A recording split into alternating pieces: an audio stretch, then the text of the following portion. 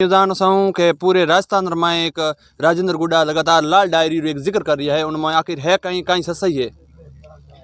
भ्रष्टाचार चरम सीमा पे है, इसलिए सबसे बड़ा मुद्दा कोई है राजस्थान में तो वो भ्रष्टाचार है कि यहाँ पर कांग्रेस के कार्यकर्ताओं की मिली भगत से है जो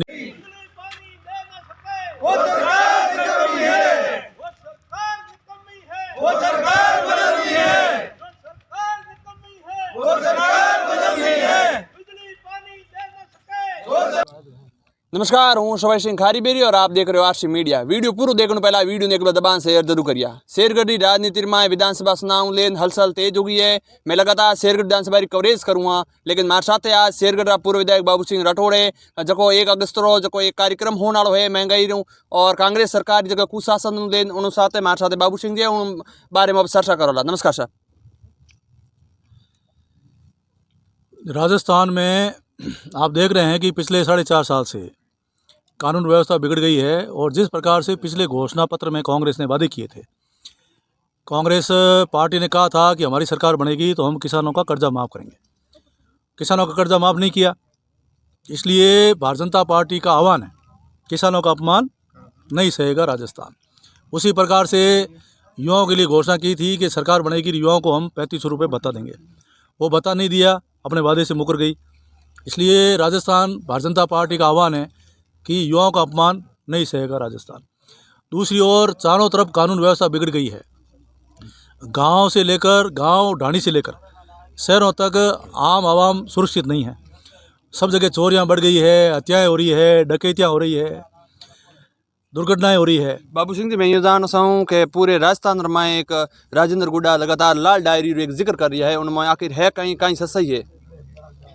भ्रष्टाचार चरम सीमा पे है, इसलिए सबसे बड़ा मुद्दा कोई है राजस्थान में तो वो भ्रष्टाचार है कि यहाँ पर कांग्रेस के कार्यकर्ताओं की मिली भगत से है जो नीचे का निम्न स्तर का अधिकारी कर्मचारी है, वहाँ से लेकर के ऊपर राजस्थान सरकार के मंत्रियों और मुख्यमंत्रियों तक कोई अछूते नहीं है और सब भ्रष्टाचार में लिप्त है।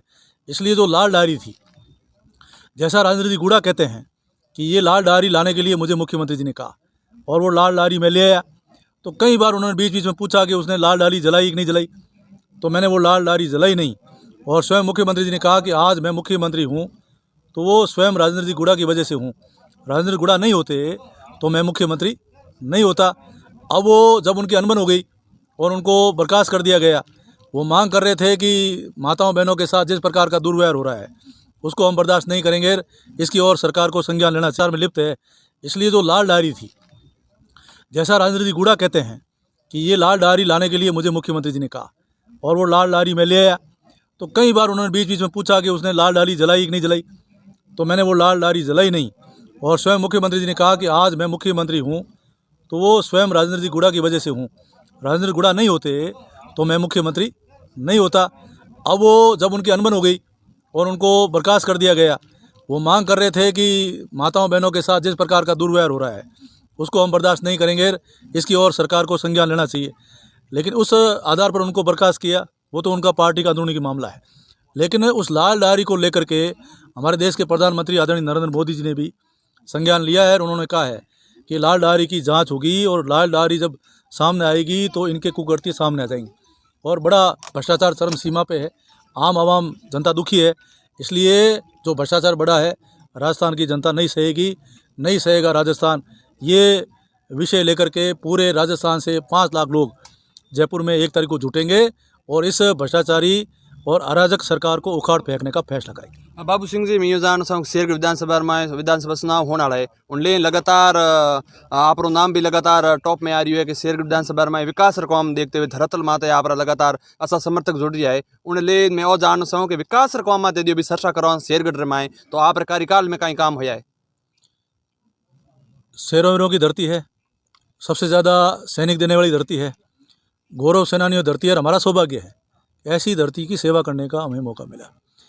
लगातार 55 साल तक कांग्रेस का यहाँ शासन था, एक तरफा शासन था। यहाँ पर हर तरीके से पानी के, बिजली में, सड़कों में, चिकित्सा में, शिक्षा में हमारा क्षेत्र अछूता था और हमारा क्षेत्र वंचित था।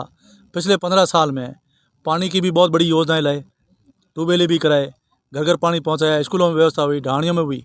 हमारे देश के प्रधानमंत्री जी को धन्यवाद दे रहे हैं कि अब उन्होंने जल जीवन मिशन माध्यम से हर घर में नल लगेगा, नल से जल जाएगा, जल जीवन मिशन का शुभारंभ किया। पर शेरगढ़ में 15 साल में हमने ये व्यवस्थाएं पहले कर दी, अब तो व्यवस्थाएं कांग्रेस सरकार आने के बाद बिगड़ी। आम लोग कहते हैं कि 2018 तक जब तक भारतीय जनता पार्टी की सरकार थी पानी की व्यवस्था बढ़िया थी, लेकिन जैसे ही भारतीय जनता पार्टी की सरकार गई और पानी की व्यवस्था बिगड़ गई, उस दिन से हमारे पानी की समस्या हुई। ये आम लोग कहते हैं। तो एक तो ये मैनेजमेंट बढ़िया होना चाहिए, पानी का मैनेजमेंट अच्छा करेंगे और हमारे देश के प्रधानमंत्री जी की जो मंशा है उसको हम लागू करेंगे और लागू करके हर घर में व्यवस्थित तरीके से सदियों तक पानी पहुँचे। बाबू सिंह जी, मैं यो जान सकूं कि एक और प्रश्न है। शेरगढ़ विधानसभा में कारगिल जिन टाइम युद्ध हुयो तो उन टाइम भंवर सिंह जी आप प्राण और आहुति दी देश रे वास्ते, तो और कठिन कठिन शेरगढ़ विधानसभा में एक स्मारक बनना चाहिए, याद बनना चाहिए कि सब युवा भी वो प्रेरित हुए। शहीदों की धरती है, शहीदों का सम्मान करना हमारा फर्ज है और शहीद देवता के रूप में पूजे जाते हैं। इसलिए हमने सबको आह्वान किया था कि जहाँ भी हमारे शहीद हैं और जो एमएलए लेड से एमएलए कोटे से पैसा लेना चाहते हैं, 4 लाख रुपए उनके स्मारक के लिए मिलते हैं, तो जहाँ से हमसे एप्लीकेशन आई उनको हमने शहीदों के लिए 4 लाख रुपए अलॉटमेंट किए। जैसे शहीद बाबू राम जी है, शहीद लूमा राम जी है, शहीद प्रभु सिंह जी हैं, और भी जहाँ भी एप्लीकेशन आई है, शहीद अमीर सिंह जी हैं, तो जहाँ से भी एप्लीकेशन आई उनको हमने एमएलए कोटे से पैसा दिया।